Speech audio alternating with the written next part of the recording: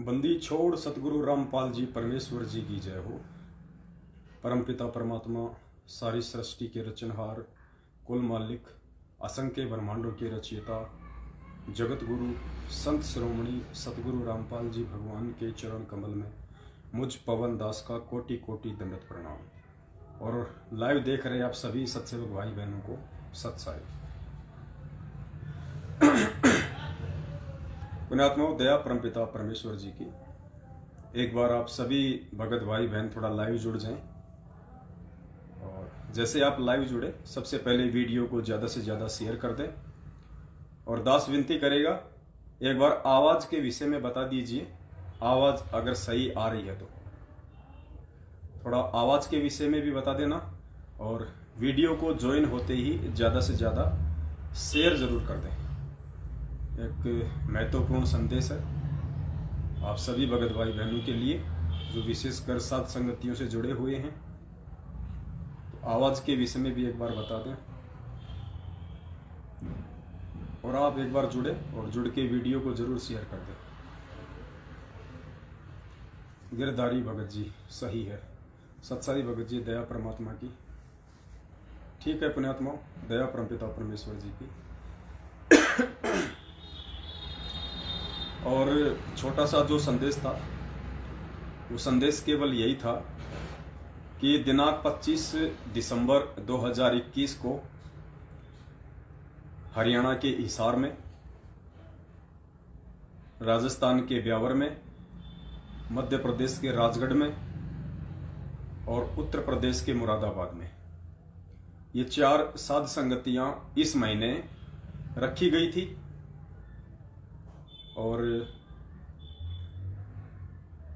बहुत सारे भगत भाई बहनों के दास के पास में फोन आए, शंका समाधान के नंबरों पर भी लगातार फोन आ रहे हैं। और ज्यादातर सत्सेवक भाई बहनों की जो हार्दिक इच्छा है वो कह रहे हैं कि भगत जी हम हिसार जाएंगे, क्योंकि काफी समय बाद में हमें हिसार में जाने का मौका मिला है।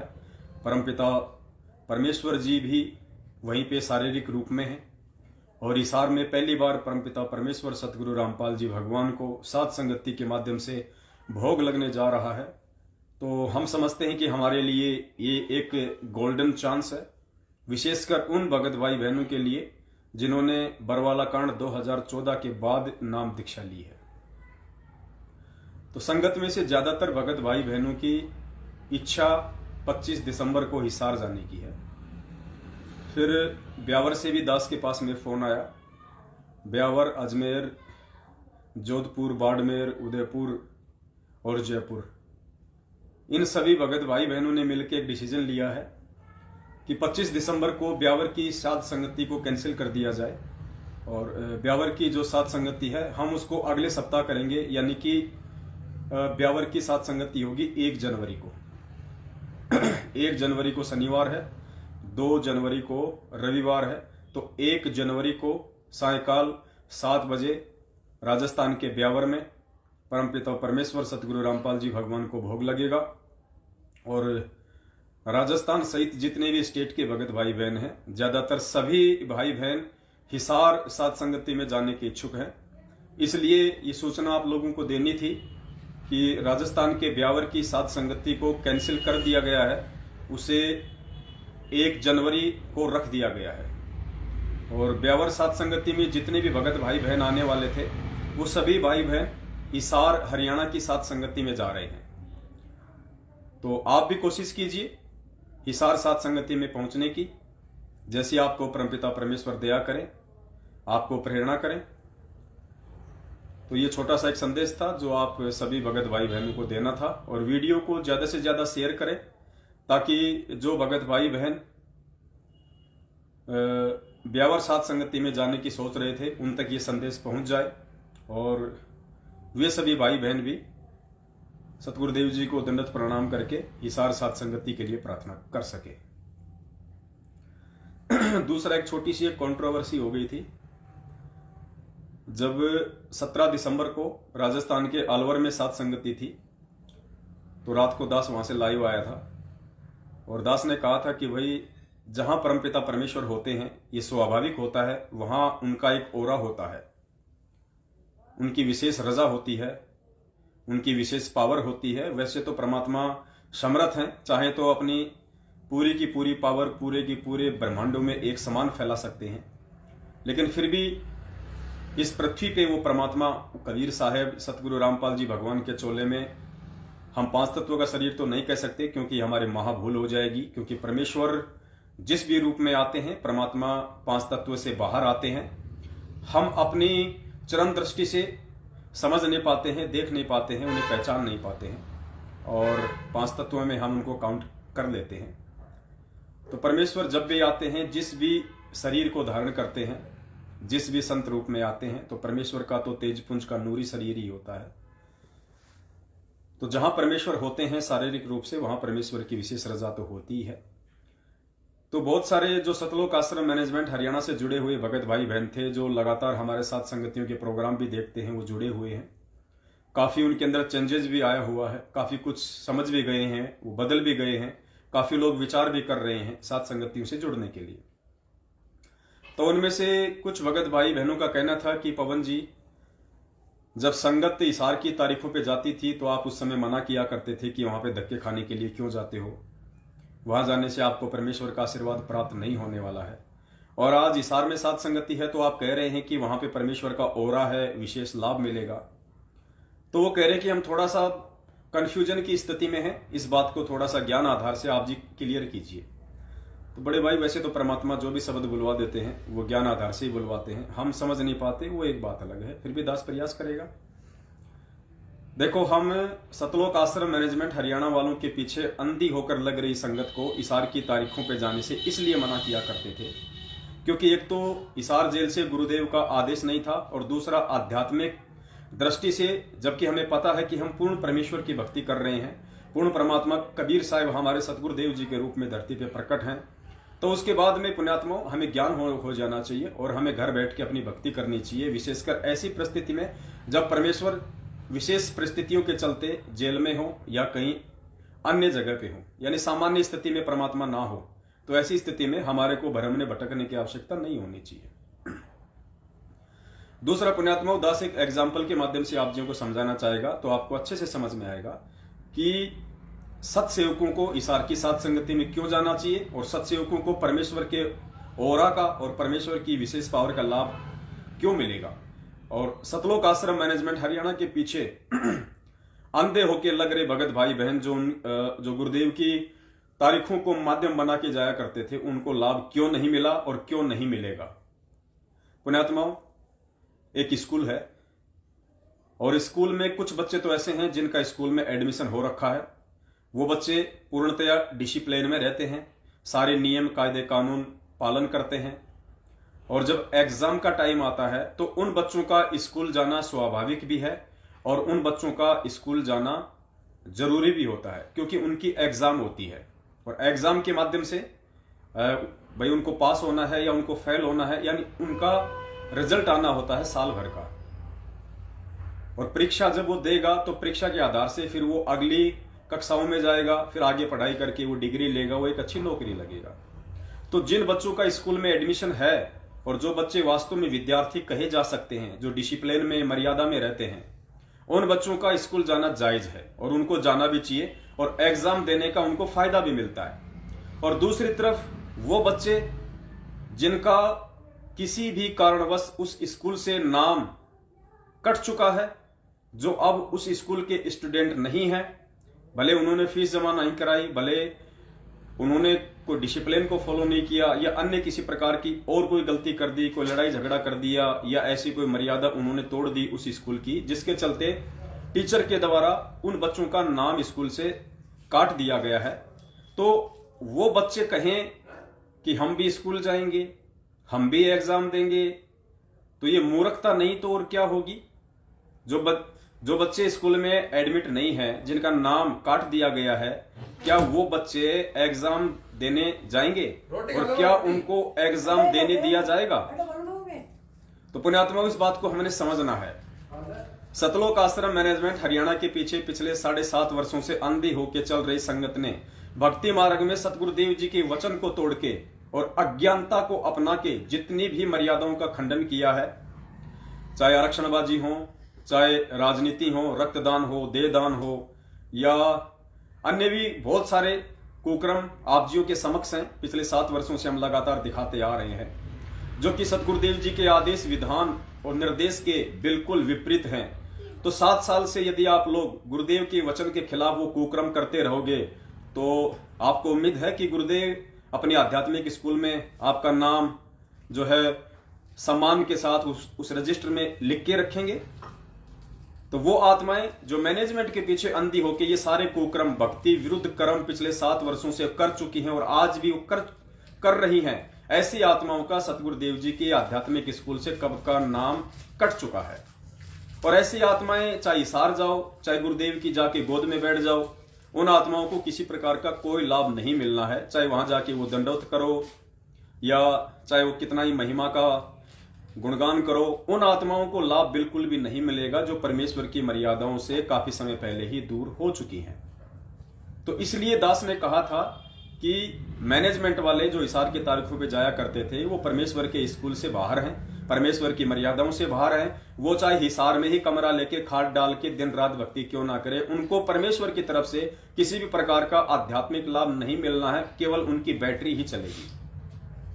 और दूसरी तरफ परमेश्वर के सत्सेवक बच्चे पिछले 7 वर्षों से जो आध्यात्मिक कुकर्म सतलोक आश्रम मैनेजमेंट हरियाणा के द्वारा संगत से करवाई जा रही थी, उस समय हम सत्सेवक भाई बहन तो परमेश्वर के ज्ञान को आधार बना के उनके वचन पे चलते हुए हम तो अपनी भक्ति और मर्यादा को बचा ही रहे थे, साथ में अन्य भगत भाई बहनों को भी हम चिल्ला चिल्ला के वीडियो, ऑडियो, पोस्टर बना बना के समझा रहे थे। तो ऐसी स्थिति में जो सत्सेवक हैं वो परमेश्वर की मर्यादाओं में हैं, वो परमेश्वर के असली भगत कहे जा सकते हैं, परमेश्वर के बच्चे कहे जा सकते हैं। सत्सेवकों का स्कूल में एडमिशन हो रखा है, तो ऐसे बच्चों को तो एग्जाम देने जाना ही चाहिए। ऐसा बच्चा अगर एग्जाम देने नहीं जाएगा तो फिर बहुत बड़ा नुकसान हो जाएगा। तो पुण्यात्माओं, जो सत्सेवक हिसार जाएंगे 25 दिसंबर को और पहली बार हरियाणा में एक बड़े प्रोग्राम के माध्यम से, वैसे तो मालिक की बहुत बड़ी मेहर हो चुकी है, हरियाणा के झज्जर में परमपिता परमेश्वर सतगुरु रामपाल जी भगवान को 7-8 दिन पहले ही भोग लग चुका है। बहन सजना दासी के घर पे काफी सैकड़ों की संख्या में आत्माएं आई थी, बहुत बड़ी मेहर हुई परमात्मा की। और ये दूसरी सात संगति है हिसार में, चूंकि ये परमेश्वर के बेहद नजदीक है, इसलिए भगत भाई बहनों की हार्दिक इच्छा बन रही है कि हम ब्यावर के बजाय हिसार जाना ज्यादा पसंद करेंगे। तो हो सकता है हजारों की संख्या में हिसार में परमपिता परमेश्वर के बच्चे 25 दिसंबर को पहुंचने वाले हैं। और कुछ भाई बहन कह रहे थे कि पवन भगत जी आप भी आओगे, तो देखो भाई, दास चलता है परमपिता परमेश्वर की प्रेरणा के आधार से। अभी तक तो मालिक की मेहर है, हो सकता है क्योंकि दास का अभी 50-50 है। अगर परमात्मा ने दया बख्श दी तो दास आएगा, अगर परमेश्वर ने दया नहीं बख्शनी होगी, किसी और सेवा में यदि परमात्मा को लगा के रखना है, तो दास जयपुर से लाइव आएगा। और लाइव साथ संगति से आप लोग 25 दिसंबर को जो है जुड़ सकते हैं। लेकिन यहाँ पे सवाल ये नहीं है कि पवन दास आएगा या नहीं आएगा, ये सत का मार्ग है। हमने किसी पवन दास को देख के नहीं चलना है, ना हमने अन्य किसी भगत भाई बहन को जो बोलने में थोड़ा सा ठीक है या लोगों को समझाने में ठीक है, हमने किसी को भी इस तरह से फॉलो नहीं करना है। पवन दास जाए ना जाए, अन्य कोई भगत भाई बहन जाए ना जाए, ये आपका अपना मैटर है। सात संगति है, भगवान को भोग लगेगा, सात संगति होगी, 5 यज्ञ होंगे, तो इसमें कोई भगत जाए या ना जाए, आपने जाना है तो जाना है। तो ये भी हमारी एक बहुत बड़ी कमजोरी रह जाएगी कि वो फला भगत आएगा या नहीं आएगा। वो भगत आएगा तो हम जाएंगे, अन्यथा नहीं जाएंगे। इसका मतलब आप 5 यज्ञ संपूर्ण करने के लिए नहीं, आप सात संगति में अपने गुरुदेव भगवान को भोग लगाने के लिए नहीं, बल्कि आप उस भगत के लिए जा रहे हैं। तो कहीं ना कहीं यदि आपकी ऐसी सोच है तो आप परमेश्वर की मर्यादाओं से दूर हैं।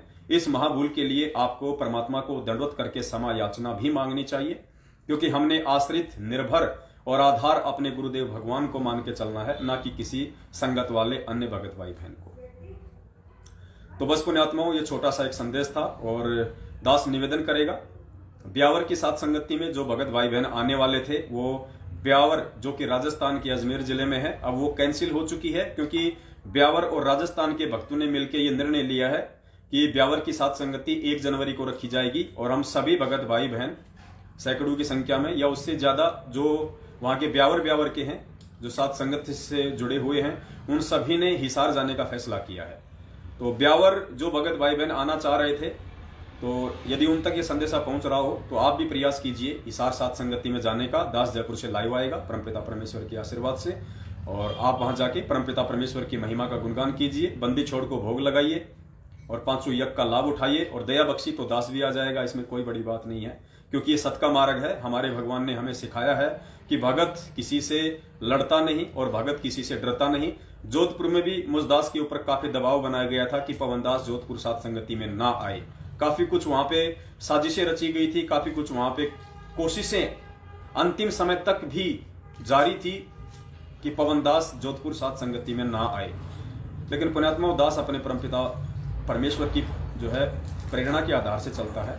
अब इस दास को अपने प्राणों से कोई मोह नहीं है, क्योंकि जो सेवा परमात्मा ने 7 वर्षों से दास की संगत में लगा रखी थी वो कंप्लीट हुई।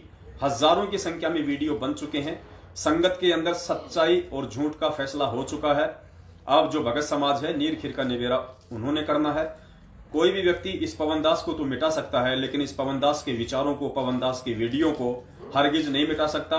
वो हर भगत के हृदय में पहुंच चुके हैं, घर घर में वीडियो पहुंच चुके हैं, यूट्यूब पे वीडियो पहुंच चुके हैं, गूगल पे वीडियो पहुंच चुके हैं। अब इन सात संगतियों को और इन भंडारों को रोकना लगभग नामुमकिन है। और दूसरी बात, परमात्मा कहते हैं सिर पे साई सत्य है तो क्या भय रे। जब परमात्मा का पंजा शीश पे है तो भगत को किसी बात का डर नहीं होता है। तो कोशिश करूंगा, मालिक से प्रार्थना करूंगा, मैं भी आने की समय मांगूंगा बंदी छोड़ सतगुरु रामपाल जी भगवान से। मालिक ने अगर रजा बख्शी अपने दास पे तो दास भी आएगा, अन्यथा दास जयपुर से ही लाइव आएगा और आप लोग लाइव सात संगति से जुड़े। बाकी जितने भी भगत भाई बहन वीडियो देख रहे हैं 25 दिसंबर को कोशिश करें आप हिसार में जाने का। शायद दास के विचार से परमपिता परमेश्वर की विशेष, क्योंकि मालिक अंतर्यामी है, गुरुदेव भगवान अंतर्यामी है।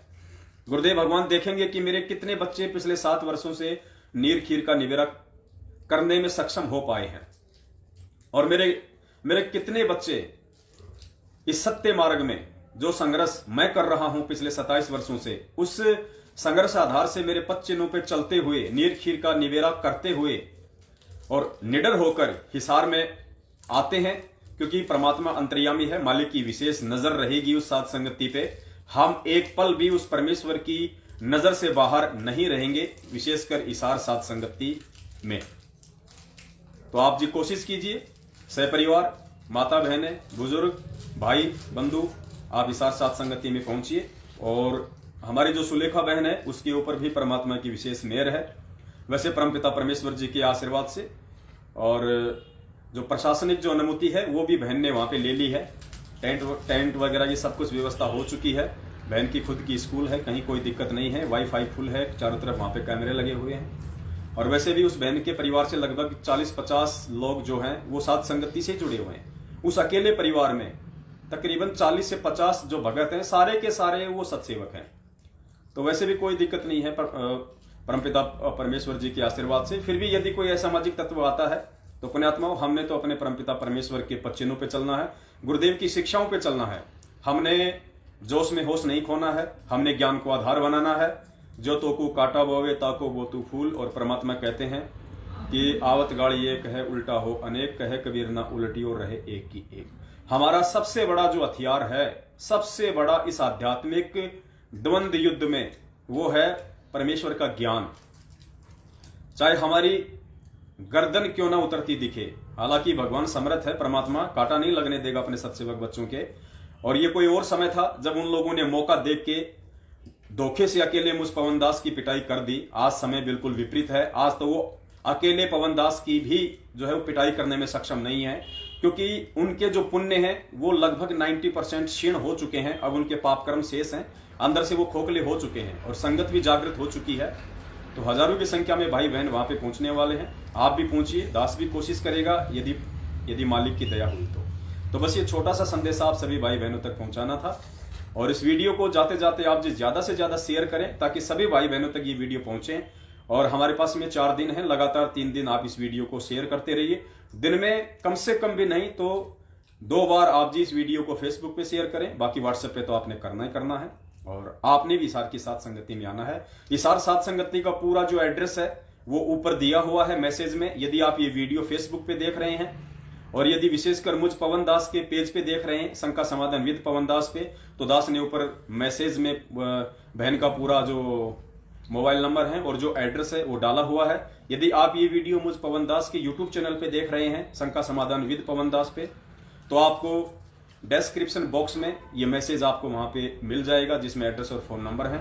और दूसरे भगत भाई बहन जो यूट्यूब पे या अपने फेसबुक के ग्रुपों में इस वीडियो को यदि डालते हैं तो साथ में ये जो मैसेज है ऊपर बहन का एड्रेस और फोन नंबर का, इसको यहां से आप जी कॉपी कर लें और जहां जहां भी आप जी ये संदेश भेजें, चाहे व्हाट्सएप पे, चाहे यूट्यूब पे, चाहे फेसबुक पे, आप उस मैसेज को साथ में जरूर पेस्ट करें ताकि सभी को मोबाइल नंबर और जो पता है वो सभी की जानकारी में रहे। तो बस इतना सा संदेश था। सभी भाई बहनों से दास इजाजत चाहता है। सत साहिब, बंदी छोड़ सतगुरु रामपाल जी परमेश्वर जी की जय हो। सत साहिब।